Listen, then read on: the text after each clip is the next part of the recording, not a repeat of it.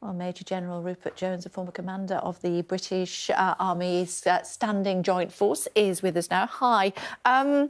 There was a weariness when I was speaking to the Ukrainian ambassador to the UK yesterday. How do you think it's going?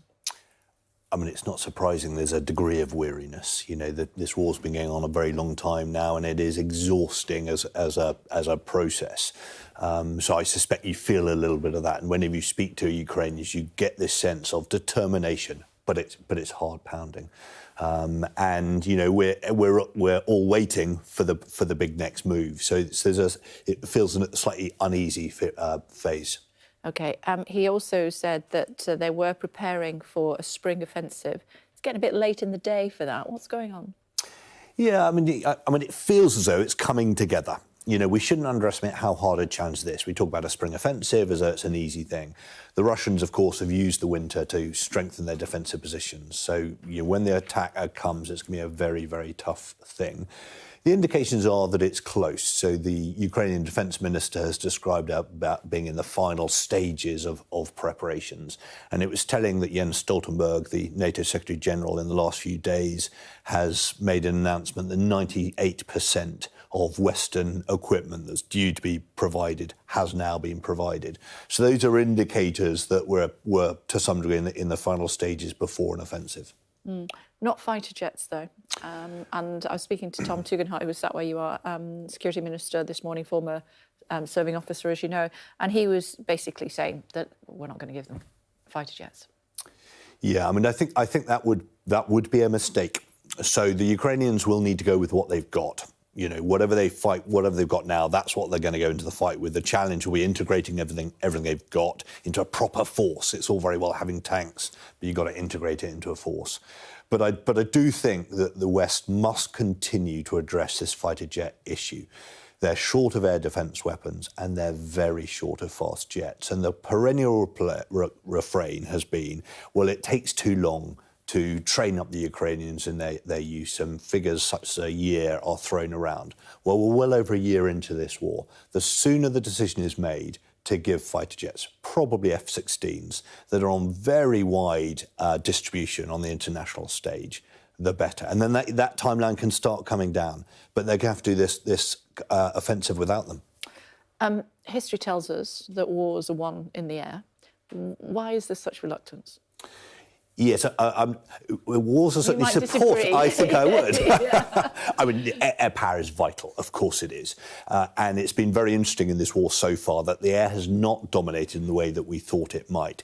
So the Russian Air Force have never kind of dominated the skies in the way that we thought they might. But that's been a lot to do with it, Ukrainian ingenuity, if you like. The longer this grinds on, the more air power is important. I talked about the really strong Russian defences. You've got to unlock those. You've got to break through those, and air power is a really important element of that. Ultimately, though, it's the soldier on the ground who's going to have to make the hard yards. Just remind us what you're doing. Yeah. Okay. What do you make of Russia rejecting the US's assessment of military casualties? Well, they would say that, wouldn't they?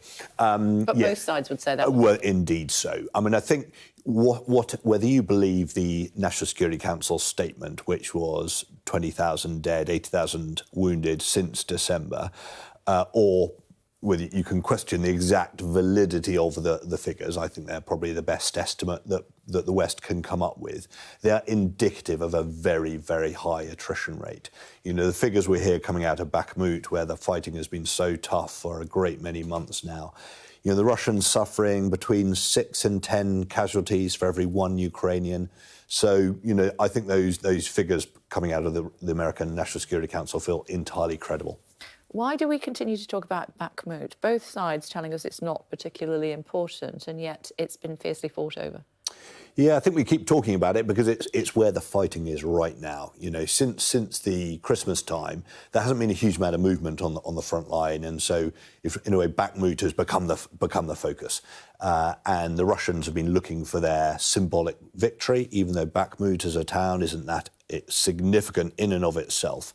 And of course, the Ukrainians don't want to give the Russians that symbolic victory, and they've used Bakhmut as a location to draw in Russian forces and drive down whittle down Russian numbers, cause enormous attrition on the Russians, and that's why there continues to be lots of talk about it. And a final thought about the unneighbourly behaviour of Lukashenko. What's the West going to do about that? I mean, I think they will continue to manage it. I absolutely defer to NATO diplomats, but I think they'll continue to manage that as best they can, and try and prevent any further escalation from Belarus. And a final thought. Sorry, I just wanted to ask you about ammunition stocks.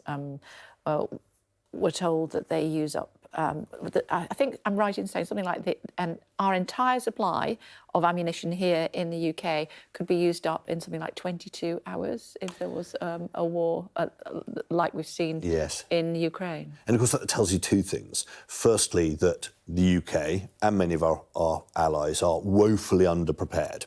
And we need to commit far more money into these sorts of ammunition stocks. But it also tells you the huge amounts of ammunition that are being expended in Ukraine. I think the Ukrainians are getting through something between 4,000 and 7,000 shells a day. The Russians, about 20,000. Those are huge quantities. And so stocks are a real problem. Again, the Ukrainians have shown great ingenuity of working around their lack of ammunition. But we, the West, again, have got to do more. The Americans are ramping up their provision.